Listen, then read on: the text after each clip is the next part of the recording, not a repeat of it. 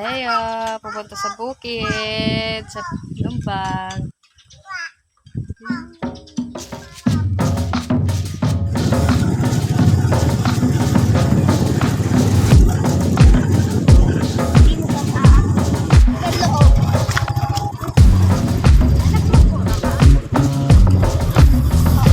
Dahil naglalakaran yung mga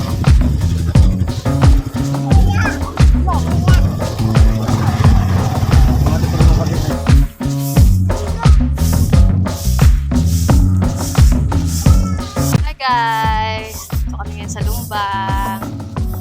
Ayan, magpipikpik po kami dito sa bukid. Dahil meron na nga po kaming kubo dito. Kaya pwede na kami dito pumunta anytime. Si Teo po tulog na. Tulog na si Teo. Tapos malamig-lamig din po dito. Ayun po yung kubo, nililinis pa po nila sa loob. Kasi nga po, madami pang pako doon sa loob. Mamaya, tutog po kayo dito sa aming bukid. Para tignan natin kung ano na yung mga naitanim na po ni Alvin. Kaya let's go! Samahan nyo kami mag-picnic dito sa bukid.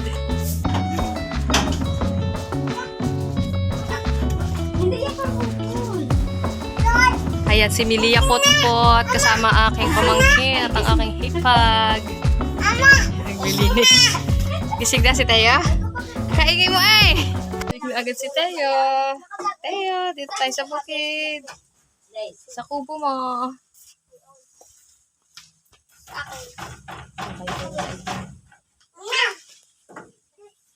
Tsaka sila ng bata, naglalaro ng tennis. Gising na. Gising na baby namin.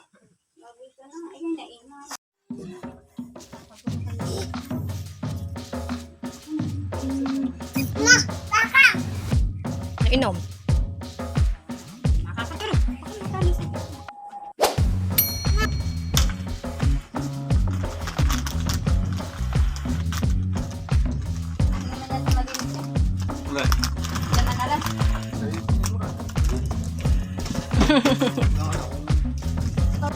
Aray ka inumin, aray. Panghugas lang ata.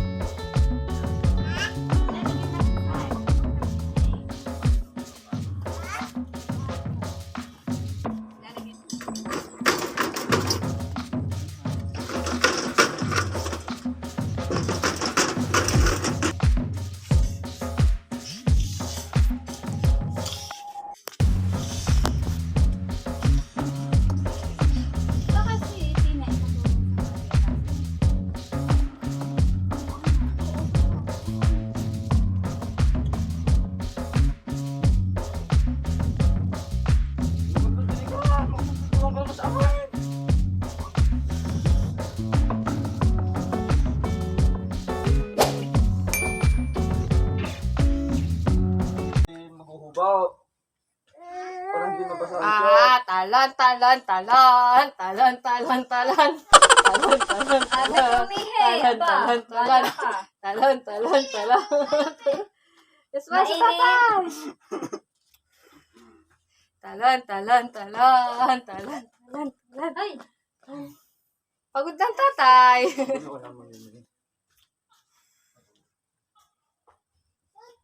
Toko.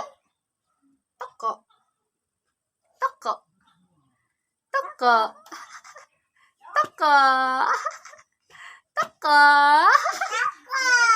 Toko. Yung sa Tibelia. Umihi. Toko. Toko. Hi guys. Ayan. Tulog na ulit si Teo. Dito na po kami sa kubo namin dito sa Lumbang. Ngayon, pinapakulimlim lang bago magtanim ulit si Alvin ng mani. Yung hinimay namin isang gabi. Tapos dito po kasi may mga talim ng mais, kamuting kahoy, at yung iba mag-iisip pa. Tapos dito po sa harap gagawing garden, pinaka-garden. Pero wala pa po yung mga tanim.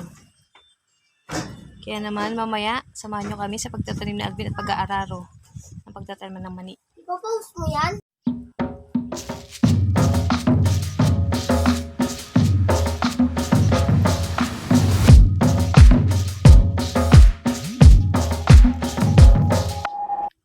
Ayan.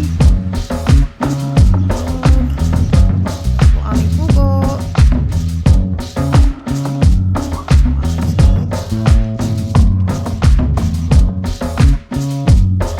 Ito po itatanim ni Alvin ang mani na hinimay po namin isang gabi. Mga 10 kilo lang naman po iyon na hinimay po namin, pero sobrang tagal po namin nahimay kasi ang hirap pong balatan, so kailangan talagang pukpukin din po siya para madali lang mabalat.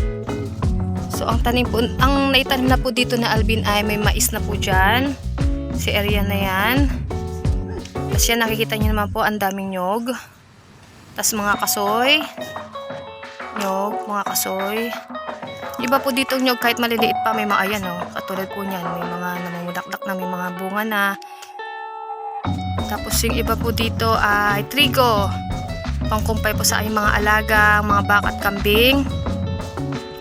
Tapos kung naalala nyo po, dito po kami nagpahalabas noon ng kamutihan. Dito po yung kamutihan dati, pero ngayon wala na po, kaya trigo na po ang pinalit. Pero meron pa rin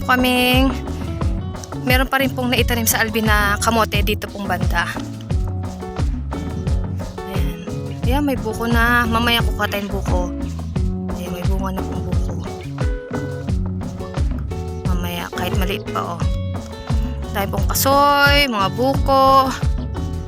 Mamaya, pag walilom-lilom pa po ng konti, magtatanim na po sa Alvin ng mani. Ito po. Yan, dito pong lupan to, may kamote na po dyan. Minetay na po dito si Alvin ng kamuting kahoy ulit. Dito po. May mga kamote na po dyan tanim. Dyan, sa habang yan. Tapos doon naman po, sa katabi ng kubo, may mais na rin po yan. Ayan, bukod pa po doon sa katabi ng inaararo ni Alvin, may mais din po doon, na puti. Ayan, may mais po dito. Kung nakikita nyo po, ayan o, meron ng nasibol ng mga mais na puti. Ayan. Tapos ito po yung kubo na pinagawa ni Alvin para nga naman pag nag-ulanan, merong masisilungan at saka mahigpit po ang kalugkugan dito. Kaya kailangan talaga meron kang kubong matatakbuhan just in case. So dito po sa harap, hindi ho muna tinamnan na Alvin dahil po gagawin po niyang pinaka-garden po namin. Basta kung ano naman po pwedeng itanim dyan na gulayin. Yan. Yung kubo. Tapos ito mga aming pamangkin. Si Teo ate gising na. Shhh.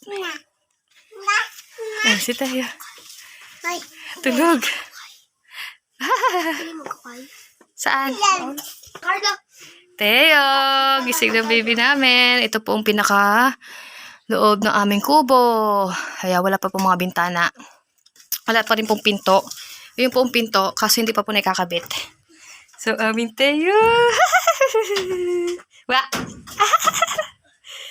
Oh, si Ate Meli, walang salwal. Ay, alas 11 na po ng tanghali. So, maliwalas naman po dito. Tapos yan po ang paligid. Si Alvin yung nag-aararo. Ha? I need this. Hello. No. Wait lang, wait. Ang init.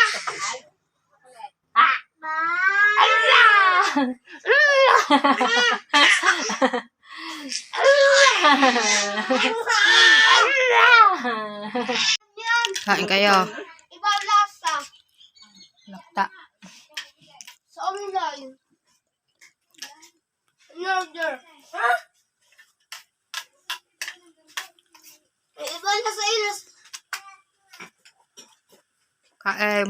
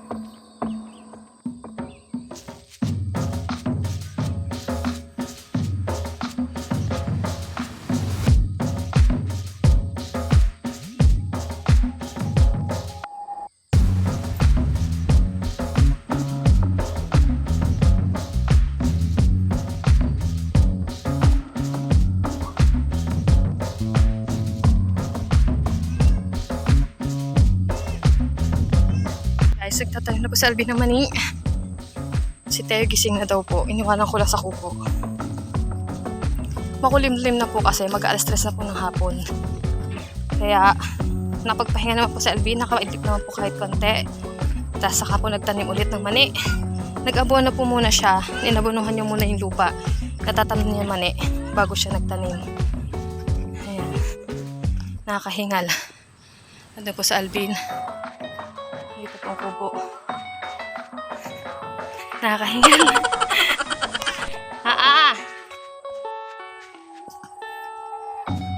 Gising na? Hindi lang pwede papaya. Ito yung naglalaro. Ay! Hindi ka pwede! Guys, dito na po kami sa bahay. Hindi na po ako nakapag-update nung kami umalis sa kubo, sa Lumbang. Kasi nga po nagkukulugan kanina, pinatay ko po ang cellphone. Ngayon na lang po ulit nakapag-open ulit. Sakto po nung umuwi na, nakarating na po kami ng bahay, doon naman po bumuhos ang ulan. Ang lakas din po ng kulugan. Kaya naman po nagmadali si Alvin para kami makauwi na agad. Hinapon na po kasi kami. So, ito na nga po. Si Teo, nakapagpalit na, nakapag-milk na, ready to sleep na po. Dahil alas 6 na po ng gabi. Ayan. Naglalaro muna siya ng konti. Kasi tutulog na po yan. Kasi paputol-putol lang po yung tulog niya kanina doon sa kubo. Ayun. Ayun nga po. Nagsama po kayo sa aming kubo. Sa Dumba, sa aming bukid. Finally po, nagkaroon na po kami ng kubo din sa aming bukid. Kasi po, ang tagal na po namin plano yon, yung kubo na yon. So, actually, hindi pa po siya totally tapos. Madami pa pong pwede idagdag doon. Kasi wala pa nga pong bintana, wala pa pong pintuan. Pero at least meron na po masisilungan just in case na mag-ulanan, nagtatrabaho po din sa Alvin. meron po siyang masisilungan talaga na amin. Kaya naman po kung nag-enjoy po sila sa ating video for today, pa-subscribe na po sa aking YouTube channel. Sa mga hindi mo po nakapag-subscribe, pa-subscribe na po please. Pa-like and share na rin po para po ganahan po tayong mag-upload pa po ng ibang video at marami pong video tayong may share sa inyo. Ano po? Yan naman po, dito na po nagtatapos ang ating video. Salamat po sa panonood. Nawa po ay nasa mabuti pong kalagayan ang lahat. Yan naman po. Bye-bye!